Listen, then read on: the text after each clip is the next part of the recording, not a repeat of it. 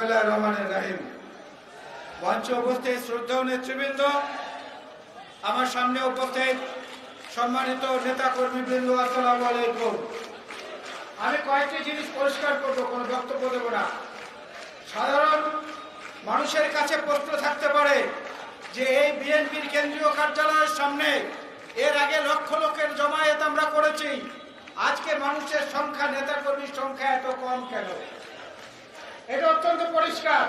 আজকে সারা বাংলাদেশে সমস্ত জায়গায় ওয়ার্ড পর্যায়ে পর্যন্ত আমাদের কর্মসূচি ছিল। এই ওয়ার্ডেও আলাদা কর্মসূচি ছিল, যেই কারণে নেতা কর্মীরা সেখানে সময় দিয়ে তারপরে নির্দিষ্ট সংখ্যককে আমরা এখানে আসতে বলেছিলাম।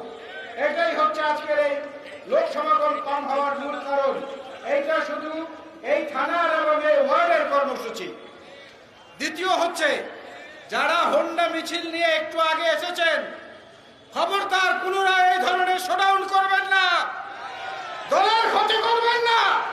মানুষের মনে ঘৃণা জন্মানোর কোনো অপচেষ্টাকে আমরা বরদাস্ত করব না।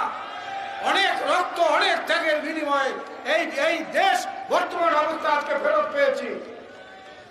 দেশনেত্রী বেগম খালেদা জিয়া বলেছিলেন, আওয়ামী লীগ এক সময় পচে গলে দুর্গন্ধ হয়ে যাবে, আজকে তাই হয়েছে।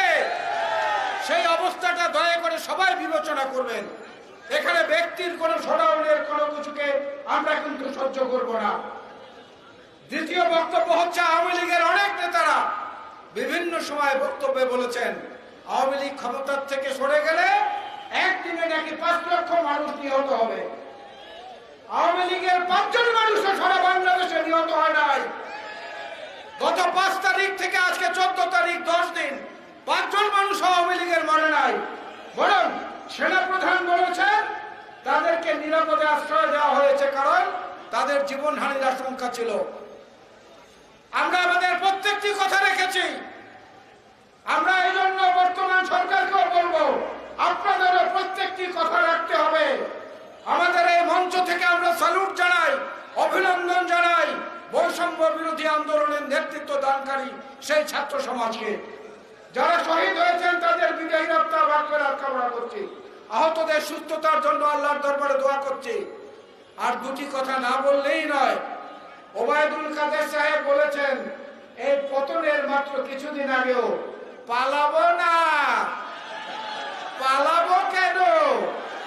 দরকার পড়লে মির্জা ফখরুলের বাড়িতে গিয়ে উঠবো। মনে আছে না আপনাদের? বলেছে না? তারপরে আবার বলেছে প্রয়োজন পড়লে ঠাকুরগাঁয়ে গিয়ে তার বাড়িতে উঠবো। ওবায়দুল কাদের সাহেব কোথায় আছেন জানি না। মির্জা ফখরুল এখন ঠাকুরগাঁয়ে আছে। যদি তার ওখানে যান হয়তো নিরাপদে থাকতে পারবেন, কারণ বিএনপির মধ্যে উদারতা আছে, বিএনপির মধ্যে আত্মবিশ্বাস আছে, বিএনপির মধ্যে পরমসহিষ্ণুতা আছে, যেটা আপনাদের মধ্যে নাই।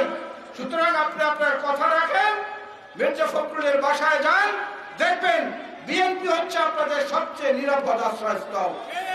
আমি আমার বক্তব্য বাড়াবো না বন্ধুরা।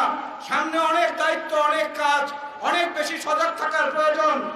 দেশনেত্রী বেগম খালেদা জিয়া এবং তারেক রহমানের নির্দেশনার বাইরে অতি উৎসাহী হয়ে কেউ কিছু করবেন না।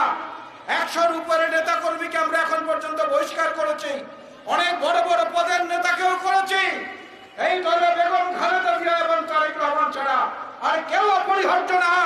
এই কথাটা দয়া করে মনে রাখবেন। আপনাদের সবাইকে আবারও বিপ্লবী অভিনন্দন এবং সালাম। আসসালামু আলাইকুম। বাংলাদেশ জাতীয়তাবাদী দল জিন্দাবাদ।